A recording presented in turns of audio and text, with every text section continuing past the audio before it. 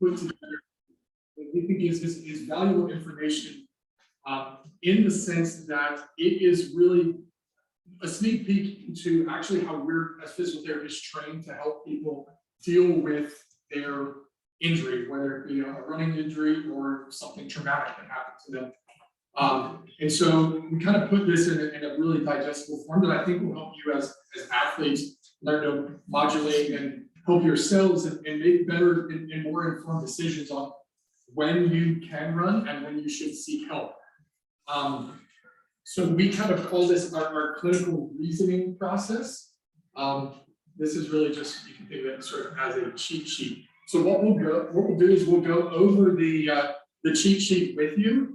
And then what we'd like to do is just use an example of a case on how we would apply this. So if anybody has like a fun running injury or something that they're currently dealing with or dealt with a while ago, it'd be kind of interesting to see how that applies using this form. So what would you add? It's almost like your own algorithm almost. So you can kind of use this as like, hey, this this is kind of this one's more color coded. And that's more in the green space, yellow, red. So kind of like your own algorithm to see if you need to modify something, if you need to see how it works, you can kind of keep pushing through kind of what you're doing. So you can kind of explain a little bit. And there's always several things that we can do, whether it's increasing your intensity or your mileage too fast, or something with your cadence, your running form, something like that. So just different things that that we could help out with if you start to have some injury or something like that. So real quickly, if we just kind of go through the tool from top to bottom, we try to simplify this as best as we could. So we'll talk about three things, which is severity, irritability, and intensity. And so severity, we're talking about how this impacts your everyday life. Irritability is irritability of the tissue, how that tissue responds to different types of load or stressors. And then intensity is how badly that hurts you. So do you want to start with irritability or start with severity? So mild would be something that may be just noticeable, and this is whether it's during your run or just kind of everyday living. But mild, just kind of noticeable, it's there, doesn't really do anything to you to alter activity. All the way to the other end of the spectrum, which would be, kind of, you're in bed, you don't really, feel like doing anything because the pain is so bad that you're like, okay, this is really limiting my run, my workout, even household chores, something like that. Like I really can't function. With irritability, we're really looking at time as a driver behind irritability. So we have what's called T1, that is time till onset, right? So a very low irritable time to onset would be at the end of a 6-mile run. End of the run, you kind of feel your Achilles is talking to you a little bit.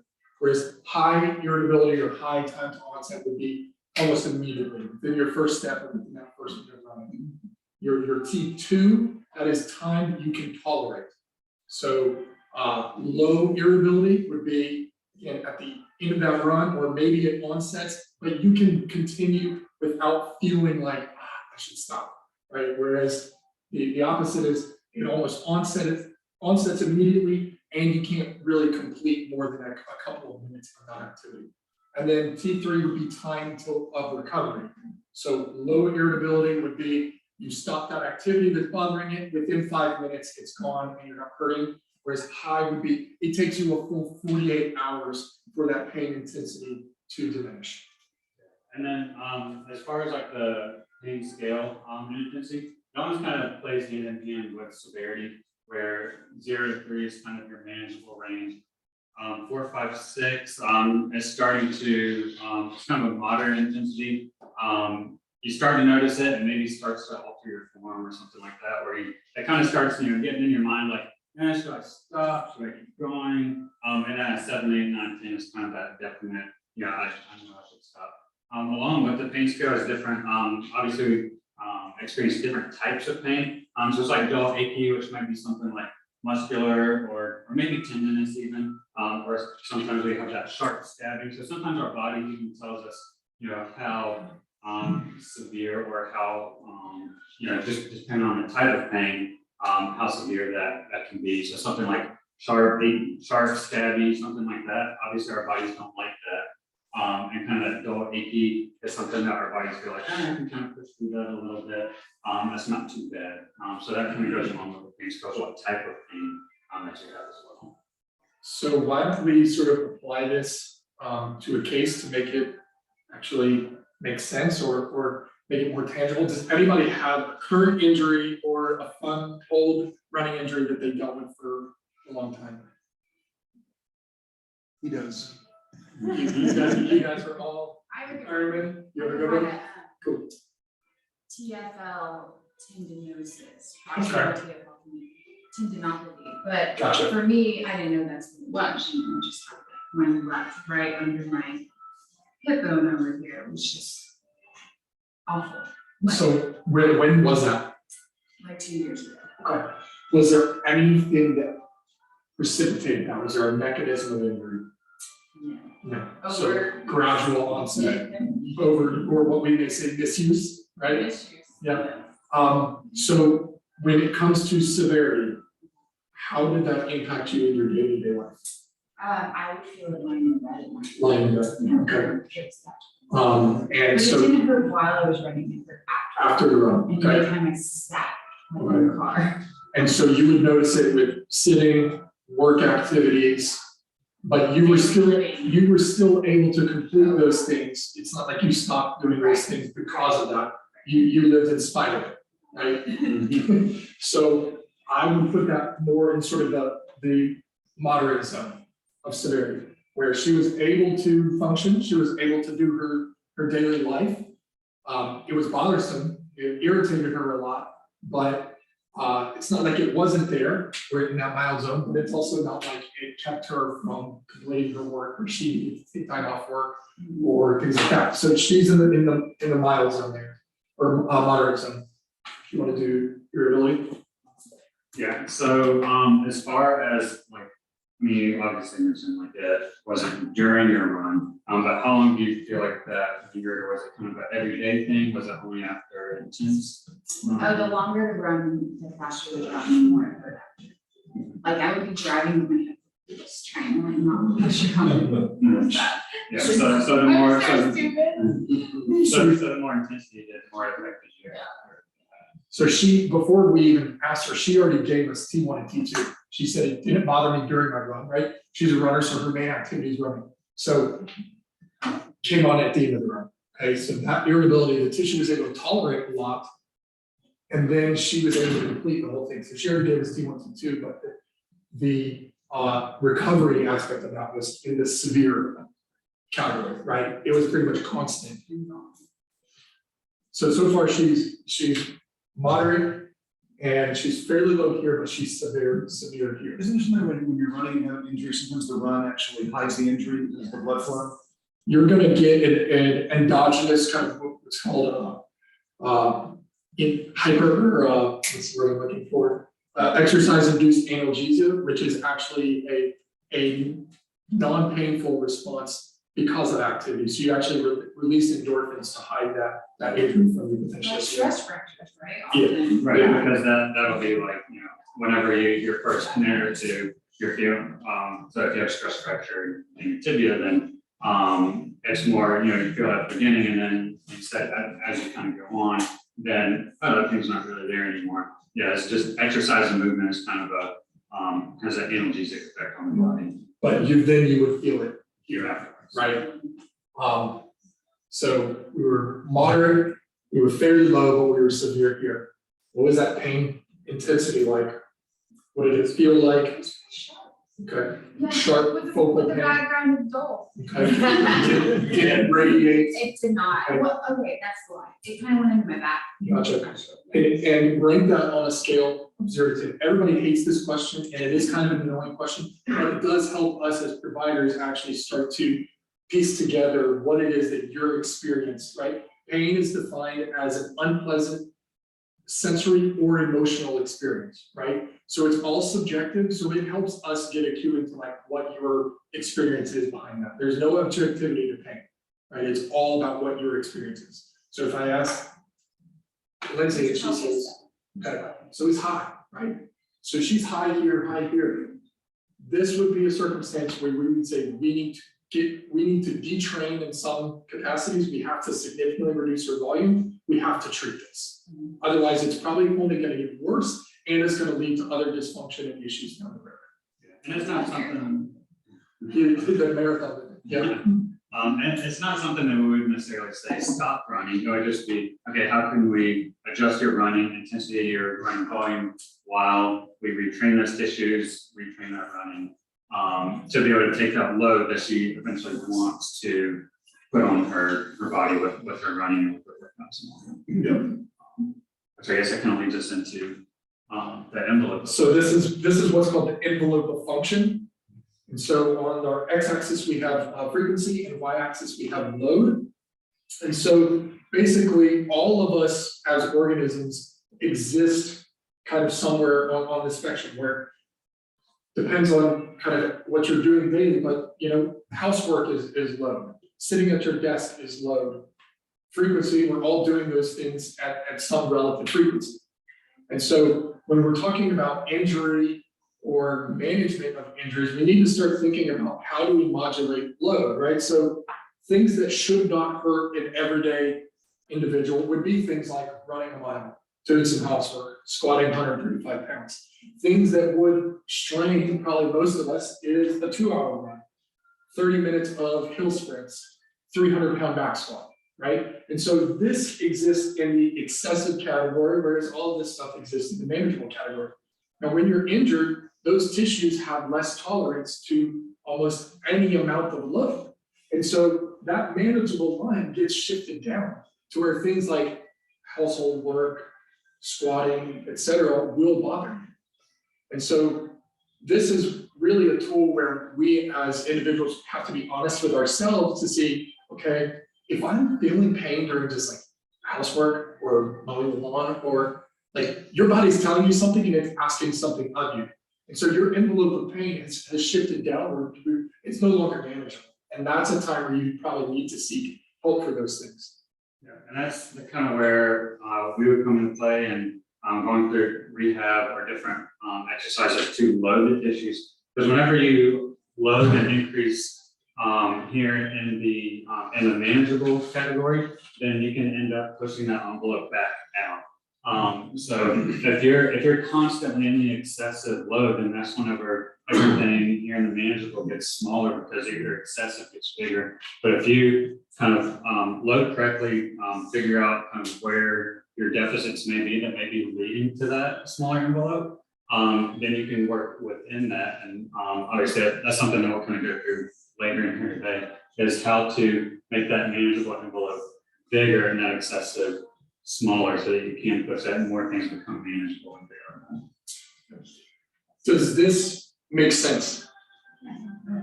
Pretty straightforward stuff, right? It's not rocket science, but it takes being thoughtful about what we're experiencing, being truthful to ourselves about what we're experiencing. And as annoying as some of these questions are when you go see a provider, they actually do give us a lot of meaning to what you're experiencing. Do you guys want to go through that one more time, or do you feel like got it pretty much? Straightforward, right? Okay. So you've got that tool, take that with you. When you use this, even just on like after the Publix tomorrow, go through that and kind of synthesize, like, how does this feel? What was my experience during that? And where would I fall in that category? Just as a practice to get you in the habit of, there's a phrase with running, is that there are those who are injured and there are those who will be, right? And so get in the habit of using this mental practice to take inventory and check in with yourself so that you can get ahead of things, right? Know thyself, right? So the last two things we have there, and I'll let Andrew take you through sort of the running readiness worksheet, which is the exercises, like the 6 exercises that look like a calf raise and a squat and stuff. So these, as far as like the run ready, are just some things that you can do as a primary to see, okay, where and different aspects of strength or flexibility, things like that, to see, okay, where am I? And what I need to focus on depending on what I can and cannot do of these. And a lot of them, as you'll notice, are single leg or unilateral exercises. And that's because running in general is a lot of like, you spend a lot of time on one leg, you're always on one leg, and you're jumping to the next leg. So you'll find a lot of these are kind of single-sided. The first one we have is just balance in general. That's a lot of stability. Gotta have stability in your ankles, knees, and hips, the whole chain. So that one, you stand, your goal would be 30 seconds on each leg without having to throw the foot down or adjust or anything like that. Second one on there is a single leg squat. So something chair height or maybe just a little bit taller than that, maybe like one of these stools. And it's helpful for somebody to look at yourself in a mirror too, to make sure everything kind of lines up. But 5 times in a row on each leg to make sure that you're pretty proficient with that. And one thing that I forgot to mention to preface all of these with is all of these should be pain-free. So even if you can't, say for the single leg squat, you can do 5 of them, but it's kind of painful, kind of tough to do. That's one area that you may realize that you have deficit in, or that you need to get stronger. So same thing, single leg deadlift, 5 reps, pain-free. The calf raise, that'd be more 20 reps, more of an endurance muscle. So you want to do 20 reps efficiently with that one. And single leg hops, because that's more of a plyometric exercise, so a duration of about 20 seconds without pain. The last one is more of a mobility thing. So if you put your toes about 2 or 3 inches away from the wall, you kind of lean your knee in here. You should be able to touch the wall with your knee. I can't get very far with this one, so that's something that obviously I need to work on a little bit. Yeah, about 2 or 3 inches from the wall, your heel should stay on the ground with that one. So that's more of an ankle mobility thing. Does anybody have any questions about like what any of those exercises may look like or what they entail? Anything like that? No, just have a description. So I would add to that these are validated exercises by the Virginia Commonwealth University. They're sort of the run labs, and they kind of use this as their running readiness assessment. So their runners, they take them through these 6 exercises, and if they can't complete these exercises, 1 without pain and 2 without good form, then they recommend don't run. Right? So that they're actually a test that you can use yourself.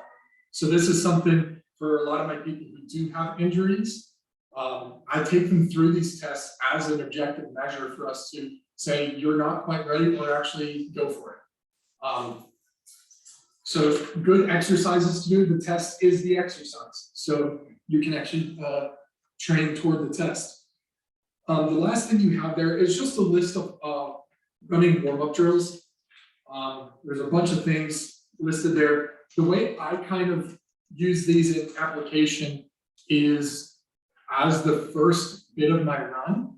So you'll see there where it says reps, it'll have 15 meters of the drill followed by a 25-meter run. And so it's as simple as just starting with a 2-leg hop, working on tendon elasticity, and finishing that 2-leg forward hop with a 25-meter run, getting then into a skip, right? And all of these exercises are meant to, really think about them as drills. They're meant to make you a more proficient runner and meant to kind of target the tissues and tendons that should be loaded.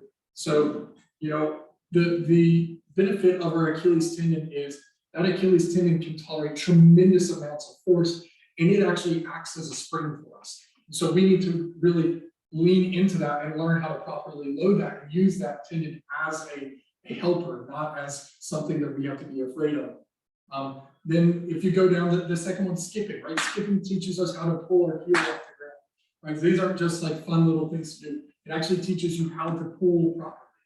Running is really 3 phases. You have a fall, a pull, and then a pose, right? There's 3 phases to a run. Pose, fall, pull, technically, in that sequence. And so one of the most important things for us to learn is how do we pull our foot off the ground effectively. A lot of these, and you'll see what the focus is by them. We're going to say like landing, tendon elasticity, foot perception, right? So a lot of these other drills, like you'll see like toes in and out, that's just working on like hip proprioception and then learning to use your foot as a proprioceptive tool. So, you know, your foot is the only thing that should be in contact the ground on the run, right? So that has to be your ally. That has to be something that you are really acutely in tune with. Then you have pendulums, which is sort of like just side to side, like tick-tocking. You have forward backward pendulums. You have crisscrosses, to get more foot perception, loading exercises, hip twists, and then backward running, arms forward running, arms behind running. And those help you with your posture and your pose. So all of these things actually are drills to help us with the 3 phases of our run. So these are things I do almost every time that I run. I'm doing today because I want to slow down the group and you all look at me like, what is this kid doing? I thought about it, I was like, maybe you should. You know, we're doing a workshop for Fleet Feet soon with their run group, and this is what we're giving them. It's like, how do you warm up properly? So take 2 to 5 minutes pre-run to do this stuff or make this a part of your run. So these things between this and the running readiness exercise, these are tools. These are things that are going to make you more proficient runners and hopefully reduce potential for injury. If you're still having pain, you can come see us. Any questions about that in particular, or just in general about running, injury, how to modulate, all that stuff? Some people have asked, because we post a lot about cadence and what we do, and they don't necessarily understand what cadence is. But when you can, and we can talk about it, but when you can really get more efficient in how quickly your feet strike the ground, there's less room for injury. So all of this that they presented and those drills help you to improve your cadence. So something as simple as getting a metronome. I thought I did too. Yeah. But the quicker, if you get like a metronome and you set, they're free, and set it to 180, and then you can work on. So if this is, here we go. Yeah. So this is 180. I mean, that's how fast. That's ideally how quickly your feet should be striking the ground. So we'll teach people to like do a quick pull, because that is really the only active part of your run is the pulling off the ground. It shouldn't be that you're overstriding and loading and then trying to pull off. So we really encourage people to think about a lot of this stuff to be able to stick to that 180 cadence. So 180, the reason we say 180, that is the minimum numbers that they've studied of efficiency, right? Most runners are not at 180. Most good runners are well over 180, right? So if you took the fastest 100 women and 100 men in the world, none of them are 100 less than 180 beats per minute, right? Think about that as 180 steps per minute. And so most people we find are somewhere between 155 and 170. The goal would not be to take a runner who's at 155 and take him 180, right? But the whole utility of using cadence is it's actually a way to kind of hack your running. It's a good external cue to teach you to be more efficient. Yeah, because if you think if your cadence is lower, then chances are your stride is longer. The longer your stride is, the more impact you're putting through the system. And you want to use your system as efficiently as possible, which would be closer to that 180, maybe even that. And more ground. Yep. Exactly. 'Cause you can't get injured if you're floating in the air more. That's right. Yeah. So we kind of think of as management of the runner in kind of 3 phases, which is one, the educational piece, right? Is know thyself, heal thyself, right? So the more that you know, the more that you're equipped, the more that we can help you understand yourself as an athlete, the more that you're going to be able to manage this. The other part is the strength part, which is and the tissue tolerance part, which is what we've kind of given you. And then the third part is running efficiency. Running efficiency is just reducing ground reaction forces. That's all it is, right? Can you move at a constant, steady pace and land at the ground with the minimum amount of force possible? Questions? I would encourage you with some of these drills that they gave you, the like warm-up stuff, is set your metronome and see if you can match those things. Like if you're doing the pendulums, you actually keep bouncing to that beat when you're doing. If you're doing twists, can you do it to the beat and make that part of your warm-up to get your feet quicker? I do tell most of my runners, I make them download a metronome, and the amount of feedback we get from that is like, man, this has helped a tremendous amount. So there's really simple things that can help you as you're training. So do you think we should work up, like start with Yes, 160? yes, you should, yeah, I would never take an athlete who's at 155 and say you do 180. That would be cause for injury because that's totally unnatural for them. We're way out of It's, that it's, envelope of yeah, function. yeah, exactly. So that's, that would be a 6-month process of going from 155 to 180, right? And it's not like your whole run, right? No, You no, can do yeah, like period stuff. Yeah. I normally say your first quarter mile and your last quarter mile, make it perfect. What happens in between you, don't hyper focus on these things, but dedicate some time, because all we're doing is teaching the nervous system, right? We're just trying to rechange our nervous system, teach our body something new and different. Over time, as that starts to feel better, your nervous system will recognize that. It will start to integrate and do that more naturally. Is 180 independent of height or weight? Doesn't matter. Yeah. It doesn't matter. Yeah. Okay. It doesn't, it's independent of speed too. Yeah. You should be able to, if you follow us on Instagram, we just did something with Jake where he was running at six miles an hour at a 180 cadence. I had 4, 6, 8, and 9 miles per hour, all at 180. But you could see when he got to 9, his form looked better because that was a good speed for him that matched the cadence as well. So sometimes too slow is not great for us either. So it's finding that, but you should be able to, regardless of what speed you're at, still be able to hit that 180. Mhm. Yeah, It's just I mean, being really quick. I use this analogy like, Andrew, right? Take a clone of yourself, right? And say you and your clone are gonna run 1 mile. You start at exactly the same time, you finish at exactly the same time. You're running at 180 beats per minute, your clone's running at 160. The only difference between the two of you is technically stride length. You just took fewer or more steps than he took, right? And so we're looking at stride length as a measurement of force absorption. Well, and this is something you can hear, right? So if I took a really long stride and I had a lower cadence, right, I'm gonna land on the ground like that, much louder than shorter stride, right? So think of cadence as an external cue to get you to pick up your feet and land quicker so that you're spending less time in the air. How would you figure out what your cadence is? Like, cause y'all mentioned that there's like different ranges that we're at. So easiest way is just to take a video, run for a minute, count the number of steps you did in a minute. If you have a Garmin, it does. Yeah, yeah, And the Apple Watch does too. Yeah. If you track them there, yeah, their app. yeah. Or I just get on a treadmill and I'll just run for a minute and I just count my steps. Yeah. And then there, You can get music. I was gonna say, yeah, Go ahead. I was literally just gonna say that. You can tell we work together, we did the same Like exact thing. Spotify has like playlists where it's like, this is a 170 beat per minute playlist. So, Oh, and some of the apps actually used to integrate with Spotify and it would detect your cadence and then assign a playlist to you depending on how fast or how slow your cadence was. And it would change it depending on how you ran throughout that run, which is kind of cool. and as much as people hate rowing beats, like one of the hill forces you to shorten your stride. So and it makes you have better form, Yeah. because you have to lean into it, you take a shorter stride. So sometimes that is a good way to build up your cadence, even though people don't like doing hills. Is it hard, Lindsay loves getting us off hills, but Is it hard to keep that cadence going back down? Because it seems like when you're going downhill, you naturally stretch out. Yeah, we were just talking about that. when you were running today, Jake and I were like, talking, yeah, Still figuring that out. Running downhill is harder because you're running downhill, you will spend more time in the air. So you will be hitting the ground harder. And so normally what most of the experts will say is like actually lean back on that, which is totally counterintuitive to what you should be doing on the run in general, which a run should just be a constant forward lane. Right? So they say kind of pull back a little bit, and that will help you spend a little bit less time in the air. Maybe qualify that too, though, if you're running trails and you lean back, you're more likely. Yes. So- Yeah. Yeah, we're This not, is we're not this is talking. trails, yeah.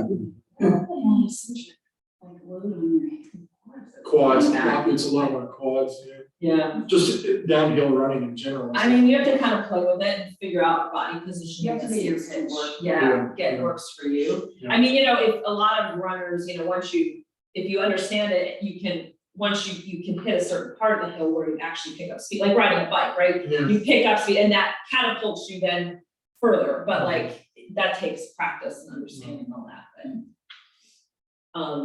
but yeah, I'm sorry, what's your name was? Justin. Justin, because you were asking me some questions, do you have specifically with like your hip and your knee, questions as far as your running? Well, the only question I had, I guess, when you went through this one, the 6 exercises to sort of check your running readiness. If you do go through those exercises and you're not ready, then the recommendation is to continue to do those or add other exercises, or what would you recommend? So part of that would be, reducing the intensity of this exercise, so whether you're gonna say it's like a single leg squat, it would be something like maybe going like to like a raised surface a little bit, something a little bit easier, and then working your way down. Or, say like the calf raise starting at 10 and then working your way down to 15, 20. Or any additional like accessory exercises that, we could give you, or something that maybe you can look up online, like single leg squat focuses on quad strength, or some exercises that I can work on for quad strength. Stuff like that, just some accessory things to help out. So I would say that most runners just like to run, and they don't like to do strength training. Lindsay, do runners need to strength training? She just whispered that it's It's really weird. She just whispered in my ear. Yeah. Talk to them about strength Yeah. So Jake is gonna tell you all Do about. runners need to strength train, Lindsay? Like so much, and as you get older, so much more. Yeah. Strength training is gonna do a lot of different things for you. One is gonna increase your bone mineral density, right? Much better than running can, because you're not loading as much on the run, right? So it's actually the load that causes those bony changes. And then muscle mass, right? Muscle mass is one of the biggest predictors of injury, right? Sarcopenia, or the loss of muscle mass, is the #1 predictor of disability.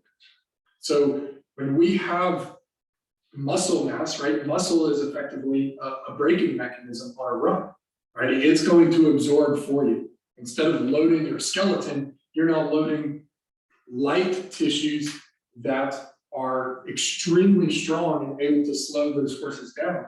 And so the recommendation is that if you're not doing a minimum of 2 days a week of strength training, that's priority #1 for all runners.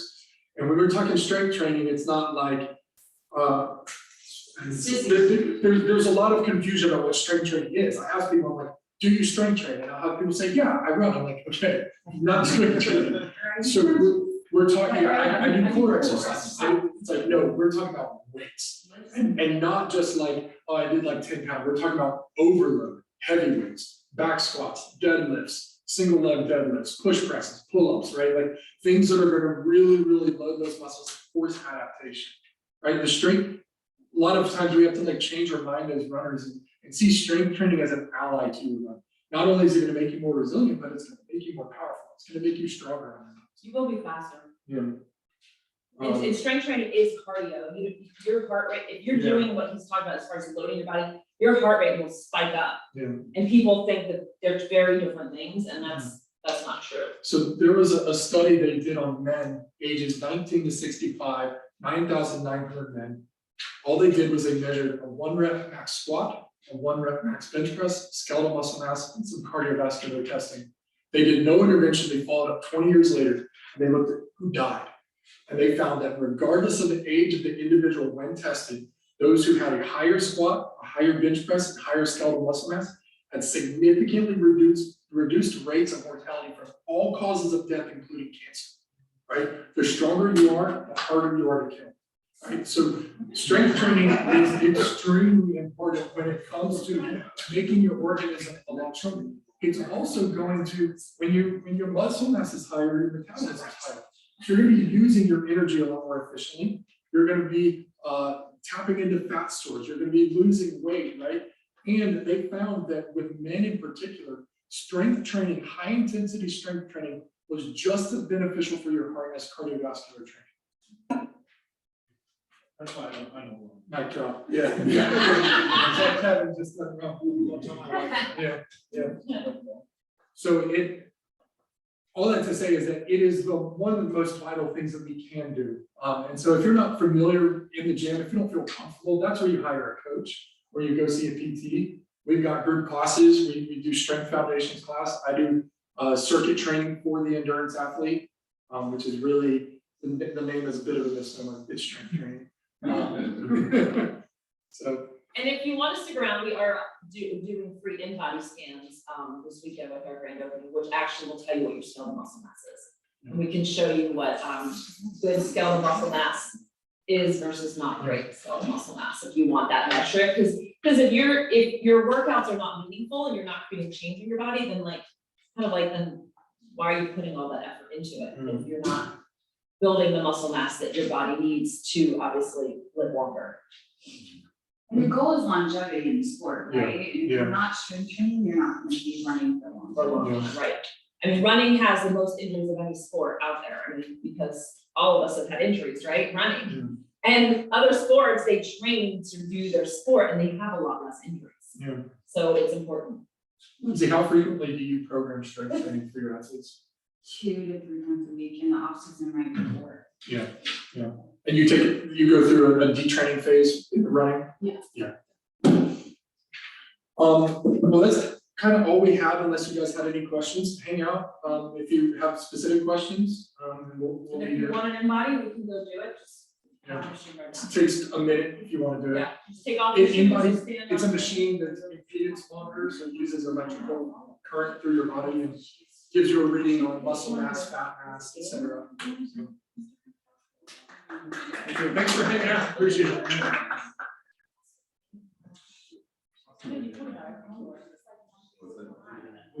Yeah.